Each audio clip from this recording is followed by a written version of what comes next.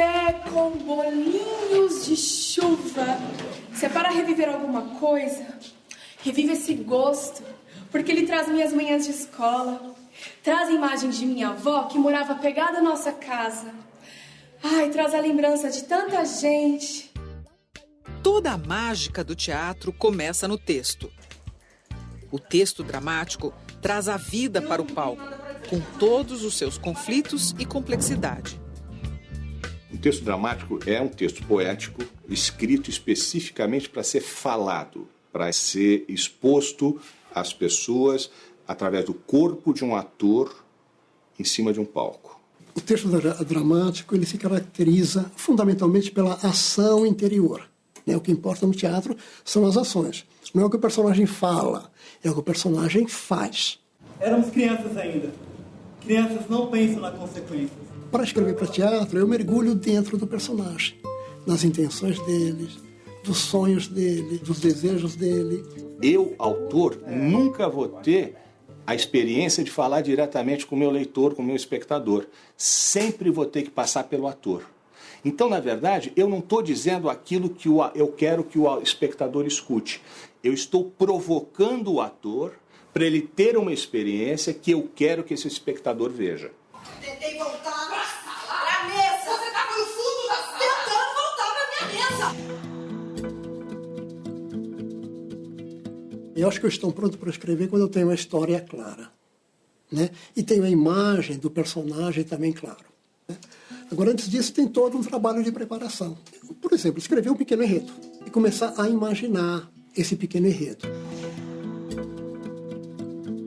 Começar a imaginar esse personagem, a imaginar o jeito dele, como é que ele faz, em várias situações, né? E aos poucos eu vou conhecendo melhor esse personagem. Aí já posso começar a colocar esse personagem dentro da história que eu estou querendo contar. Quando o personagem começa a querer agir sozinho, quando ele começa a colaborar comigo, quando de repente ele começa a falar coisas que eu não tinha previsto. Nesse momento é que o personagem está vivo, né? Ele está orgânico. Eu sou Bertin, com todo o prazer me apresento e continuo palavreando com vocês. A personagem só existe a partir do momento em que ela é segura pelo ator, em que o ator toma posse dela. O autor só tem certeza do que está escrito quando ele vê montado, do que quando ele vê no ator. A sua raiva quando é hora de falar, de gritar, de sublimar, anda pela alma, pelo corpo desta zona, leste, norte. Tem alguns elementos básicos que são importantes a gente perceber. Conceito de ação, para que você possa ter movimento nessa peça, e um elemento que eu acho que é importante, que é a questão do conflito. Então, se a gente for resumir, objetivo, que é aquilo que o personagem quer. Eu queria ser palavra, não de falsa jura. Se o amor é uma doença, eu queria ser a cura. Mas, para poder alcançar o objetivo, ele vai ter um conflito que impeça. Beatriz, seu pai viu você conversando com o sanfoneiro. E, para poder chegar nesse objetivo, ele tem que fazer coisas. Então, são as ações que ele tem que executar para poder chegar no seu objetivo. Andei, corri na noite, mas meu coração corria mais. Aí você tem essas ações que vão fazer com que haja movimento, com que haja desenvolvimento da trama, da história. O teatro, tradicionalmente, ele se constrói com diálogos. Muito mais do que cinema. Então, o texto é importante. Vamos começar com a leitura? Vamos trabalhar o prólogo hoje? Acorda, fulano! Joga água nele, comadre! Tudo o que você vê numa peça de teatro está bem marcado no texto dramático. O elenco que vai encenar a peça tem de estudar bastante o texto, ver as indicações das ações, das intenções dos personagens, do espaço cênico. Isso é chamado de leitura dramática ou trabalho de mesa, porque acontece em volta de um mesão como esse. Ai, a sorte não vem para quem precisa. E nem para quem tanto reza por ela. É importante você ler esse texto com a intenção. Ou seja, há uma diferença do texto escrito, numa leitura branca, que é o que a gente chama, uma leitura comum, com a intenção. Ou seja, o que é que o personagem quer dizer com aquela fala? E aí o ator tem que tentar, ao falar o texto, dar a intenção. Como é que a gente trabalha uma sonoridade em que a gente realmente sinta os cheiros, com que realmente a gente enxergue as coisas? Quando a Tamires fala da cuca de Natal, que é um bolo, quando as pessoas ouvirem cuca de Natal, ela vem com uma imagem do cheiro, do gosto, mesmo que eu nunca tenha comido cuca de Natal, pelo jeito que ela vai falar, as pessoas têm que sentir uma coisa gostosa. Cuca de Natal, mas daquelas que se batia com as mãos.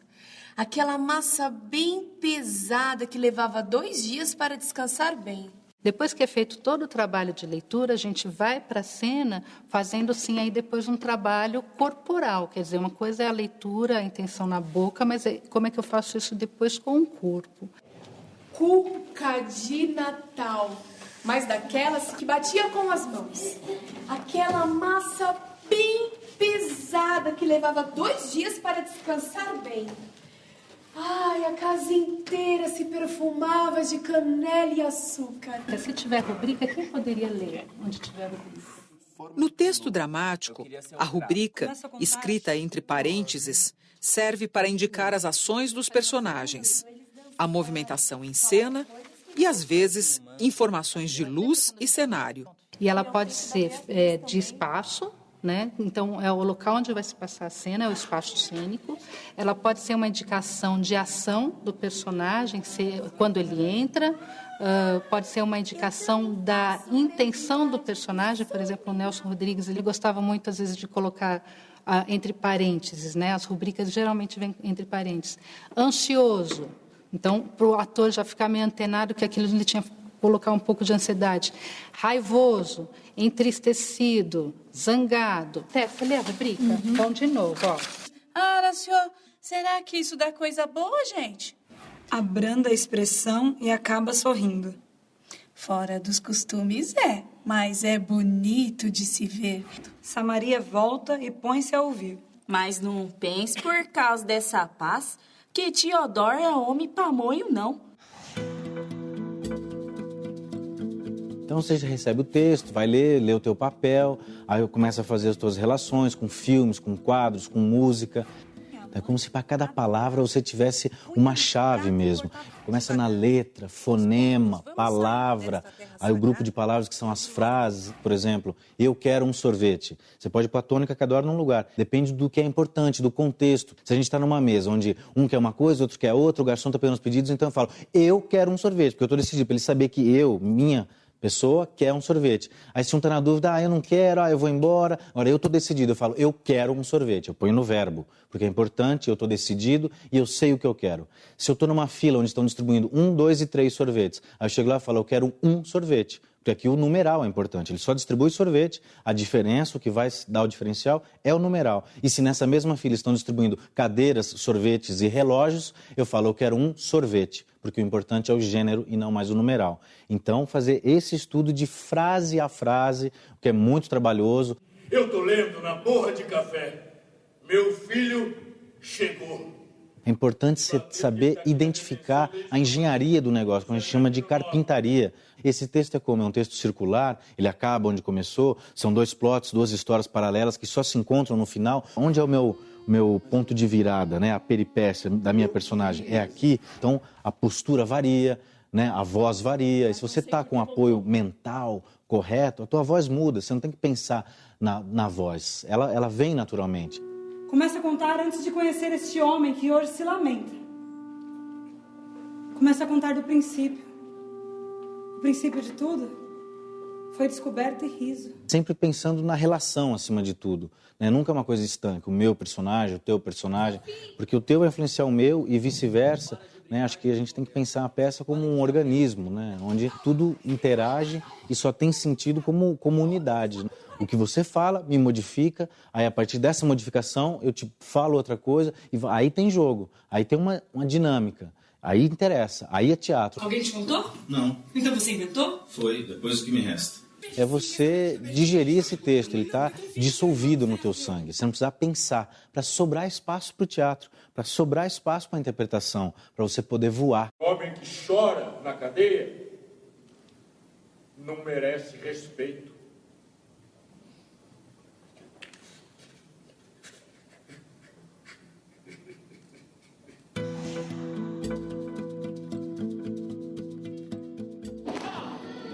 Numa peça de teatro, o texto usa outros elementos para envolver e emocionar o espectador. Adriana, pega esse daqui. Márcia, quando a gente olha para esse cenário, a gente vê que a árvore ela ocupa assim um polo central, ela monopoliza as atenções. Por quê?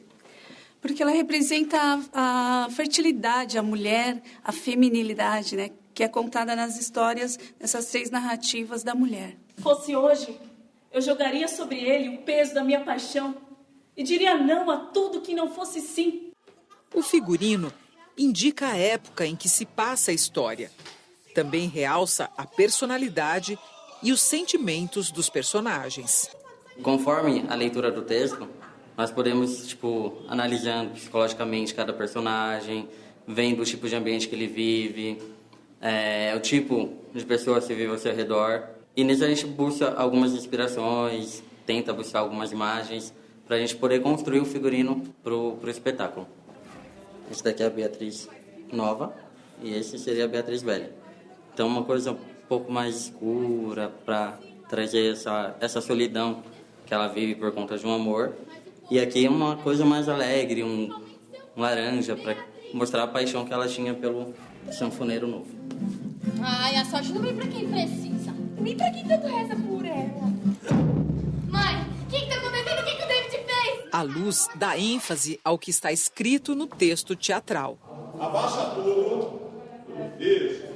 A luz, ela também conta a história junto com o texto, junto com os atores, junto com o figurino, junto com o cenário.